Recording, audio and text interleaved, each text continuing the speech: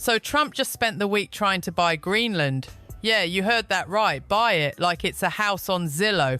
And our NATO allies, they're not thrilled. Lucas Tomlinson actually flew out to Greenland to see what's happening on the ground. Let's get into it.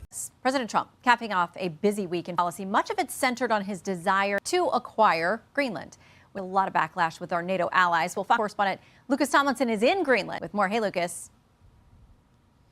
Shannon, President Trump said he wanted to take over this island. He now says a compromise has been reached, the future of U.S. military bases. But leaders here and in Denmark said they haven't agreed to anything and called sovereignty a red line. Trump spoke about Greenland at the World Economic Forum in Davos. Asking for is a piece of ice, cold, poorly located, that play a vital role in peace. You can say yes, and we will be very appreciative.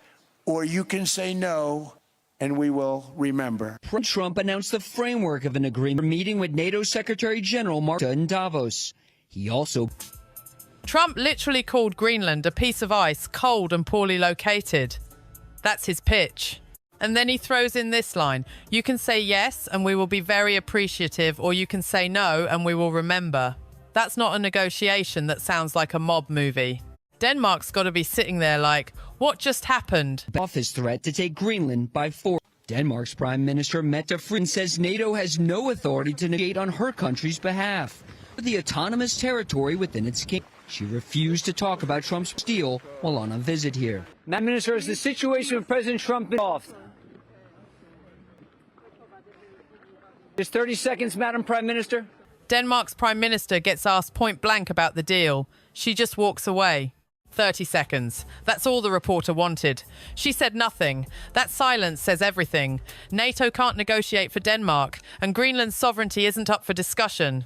That's the red line. The U.S. Space Force operates in Greenland to detect a potential ballistic missile launch from Russia or other adversaries. President Trump says he wants to expand America's footprint here, all the Golden Dome missile defense system to handle additional threats from drone, hypersonic, and cruise missiles. You welcome an increase of U.S. military forces here in Greenland, see the deployment of the dome? Everybody should help on.